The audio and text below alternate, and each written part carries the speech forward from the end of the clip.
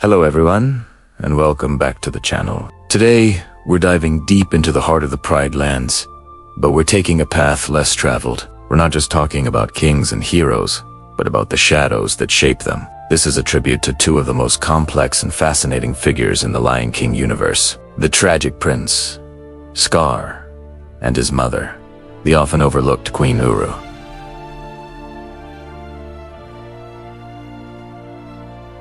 Now, for those of you who might be new to the extended lore, Uru is a name that resonates deeply within the fan community. While she isn't in the original animated movie, she's featured in the book series, The Lion King. 6 new adventures. She was the queen of the Pride Lands, wife to King Ahadi, and mother to 2 very different sons, Mufasa and Taka. Yes, before he was the villain we all know, Scar was named Taka.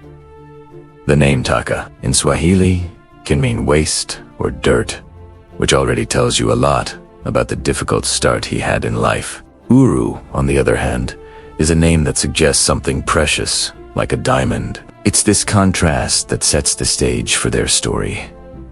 Let's talk about Uru first. Imagine the strength and grace it would take to be the queen of the Pride Lands. The books paint her as a wise, kind, and loving mother who cared deeply for both her sons. Unlike her mate, Ahadi, who clearly favored the elder and stronger Mufasa, Uru saw the potential and the hurt in her younger son, Taka. She was his advocate, his comfort, and perhaps the only one who truly understood the sensitivity hidden beneath his growing bitterness. In many fan interpretations and stories, Uru is the one who tries to balance the scales, to give Taka the love and attention his father so often denied him. She's the gentle rain in the harsh sun of his childhood. Her tragedy is that, ultimately, her love wasn't enough to save him from the darkness that would consume him. This brings us to Taka. His journey to becoming Scar is one of the most compelling villain origin stories ever told. It wasn't a sudden turn to evil. It was a slow burn, fueled by years of feeling sad. Think about it. Your older brother is destined for the throne. He's stronger, more admired, and has the full attention of your father. You, on the other hand, are given a name that feels like an insult, and are constantly reminded of your secondary status. It's a classic tale of sibling rivalry, but magnified by the pressures of royalty and destiny. The pivotal moment, the one that sealed his fate, was the incident that gave him his scar. According to the books, Taka, desperate to prove his worth and embarrass Mufasa, was tricked by a trio of hyenas into a confrontation with a herd of angry buffalo. Mufasa saved him, but not before one of the buffalo horns slashed him across the eye, leaving a permanent mark.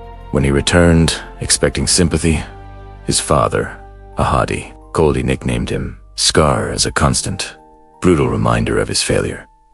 It was at this moment that Taka died and Scar was born. He embraced the name, turning a symbol of his shame into a badge of his new identity. It was a declaration: if you're all going to see me as a failure, as a scar on this family, then I will become the very embodiment of that. This is where the connection between Scar and Uru becomes so heartbreaking. For Uru, seeing her son physically and emotionally scarred by his own father's cruelty must have been devastating. She saw the bright, albeit mischievous cub she loved retreat into himself, his heart hardening with every passing day. She would have seen the jealousy fester, the ambition twist into something dark and dangerous. She likely tried to intervene, to mend the rift between father and son, and between the 2 brothers, but the damage was too deep. Her story is a poignant reminder that even a mother's fierce love Koina always conquer the shadows. After Uru and Ahadi's reign ended, the divide between the brothers only grew. Mufasa became the king. He was born to be noble, respected, and loved. And Scar, he was relegated to the shadows, the leader of the lackluster Lion Guard, his brilliance and strategic mind left to atrophy. He was surrounded by a pride that saw him only as the king's strange, resentful brother. His famous line, "I'm at the shallow end of the gene pool," is dripping with the sarcasm of a lifetime of being underestimated and sidelined. He's not just complaining, he's articulating the core of his pain. He believes he has the intelligence, the brains, but Mufasa got the brute strength, and, with it, the kingdom. This deep-seated resentment is what makes his eventual takeover so chillingly personal. It wasn't just a grab for power. It was the ultimate act of revenge against a world, a family, and a brother he felt had wronged him from birth. When he orchestrates Mufasa's death, it's the culmination of a lifetime of envy. And when he whispers, "Long live the king," it's a final, bitter farewell to the brother who had everything he ever wanted. But what would Uru have thought? Imagine her spirit watching over the Pride Lands as her own son plunges it into an era of darkness and despair. The son she had tried so hard to protect had become a monster, destroying the very legacy she helped build. The pride she ruled with grace was now starving under the tyrannical paw of her own child. The harmony she cherished was replaced by the cackles of hyenas in the heart of Pride Rock. It's an unimaginable sorrow, a mother's worst nightmare realized. Even in his moment of triumph, Scar is a tragic figure. He gets the throne, but he has no one's respect. He has the power, but the land itself withers under his rule. He's a king with a crown, but no kingdom worth ruling. His reign is a testament to his own emptiness. He achieved his lifelong goal, but it brought him no happiness, only more isolation. He could never escape the shadow of Mufasa, and in the end, it was Mufasa's son, Simba, who returned to reclaim the throne.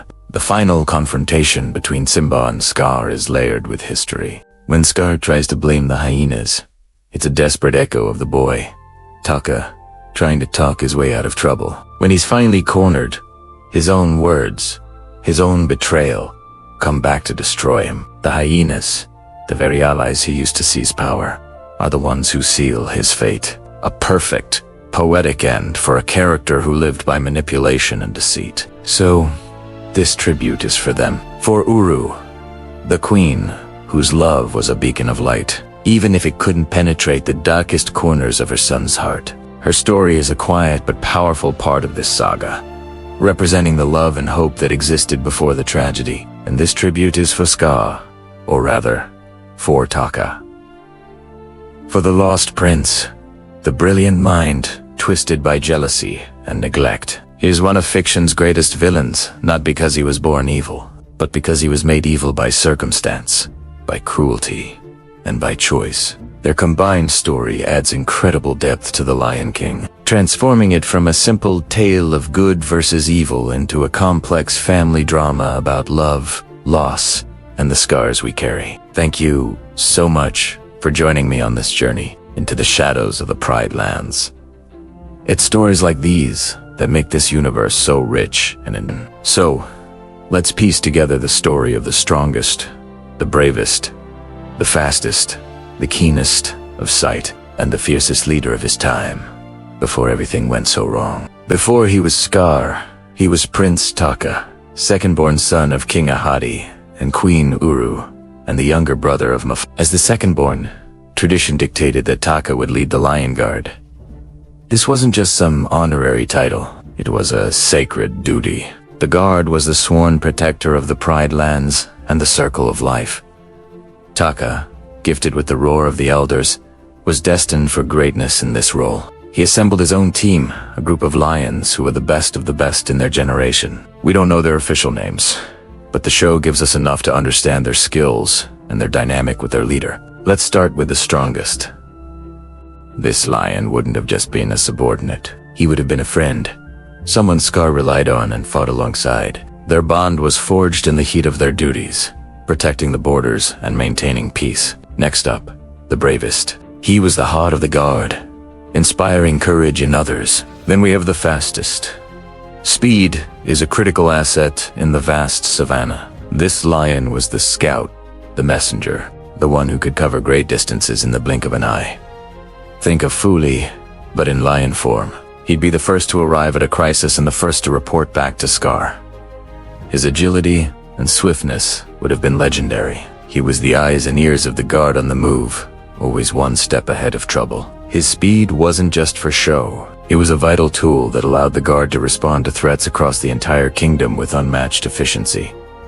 And what about the keenest of sight? Perched on the highest rocks, this lion saw everything. He was the Ono of his time, the lookout who could spot trouble from miles away. His sharp vision was indispensable for anticipating danger, tracking lost animals, or finding the best path through treacherous terrain. We can imagine him as the strategist, the one who provided Scar with the crucial information needed to make informed decisions. His role was one of patience and precision, a silent guardian watching over the Pride Lands from above, ensuring nothing escaped his notice.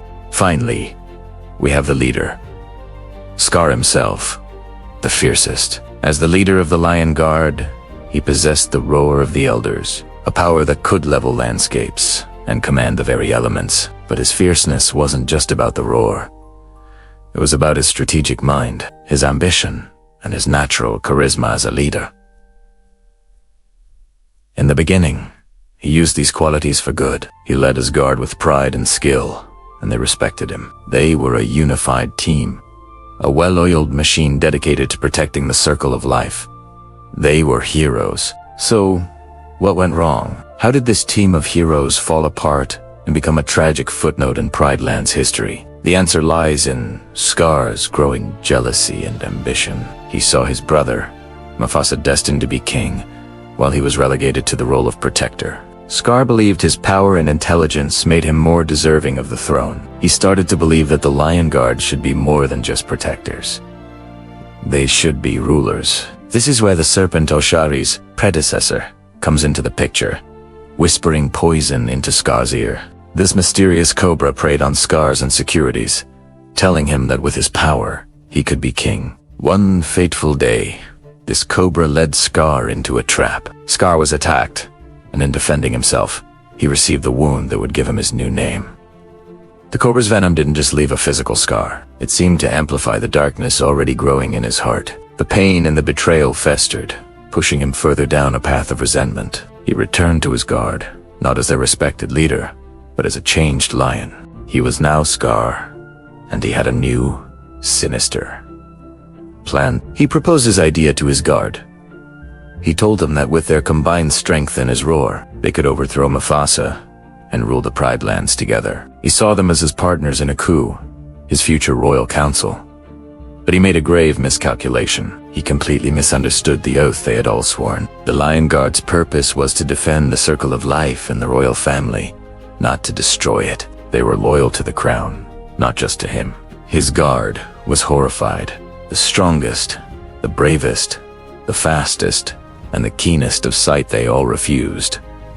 They were protectors, not usurpers. They reminded Scar of their duty, of the honor in their role. They tried to reason with their leader, their friend, pleading with him to abandon this dark path. They saw the lion they once admired being consumed by bitterness and a lust for power. Their refusal was not an act of betrayal against Scar. It was an act of loyalty to the Pride Lands and everything they stood for. This refusal was the final straw for Scar. In his eyes, their loyalty to Mufasa was a personal betrayal to him. Consumed by rage and paranoia, feeling utterly alone and rejected by the very lions he led, Scar did the unthinkable. He turned the full, destructive power of the roar of the elders on his own team. He, the fiercest, used his gift not to protect, but to destroy. In one terrifying moment, he eliminated his entire Lion Guard. The strongest, the bravest, the fastest, and the keenest of sight were gone, silenced forever by their own leader. But there was a price for this horrific act. By using the roar for evil, Scar lost it forever. The great kings of the past stripped him of this sacred power, leaving him with nothing but his scar, his anger, and his treacherous plans. This single event explains so much about the Lion King story. It explains why there was no Lion Guard during Mufasa's reign to help fight the hyenas. It explains the deep-seated darkness in Scar long before he orchestrated Mufasa's demise. He had already murdered his own brothers in arms. The story of Skarsgård is a tragedy of corrupted leadership and unwavering loyalty. These 4 unknown lions were heroes who died defending the principles they swore to uphold. They chose honor over power and duty over betrayal. They stood up to their leader when he strayed from the path, and they paid the ultimate price for it. They deserve to be remembered not as Scar's minions, but as the noble protectors they were, a lion guard that held true to its ideals until the very end. Their legacy serves as a somber reminder that even the greatest power can be corrupted, and that true strength lies in loyalty to what is right. What do you guys think? Do you see Skarsgård as heroes who made a noble sacrifice? Or do you think there's more to the story? It's one of the most compelling and tragic backstories in the entire Lion King universe. Let me know your theories and thoughts in the comments below. It's a story worth discussing. Thanks for watching, and if you enjoyed this deep dive, don't forget to like, subscribe, and hit that notification bell for more content. Until next time, stay curious.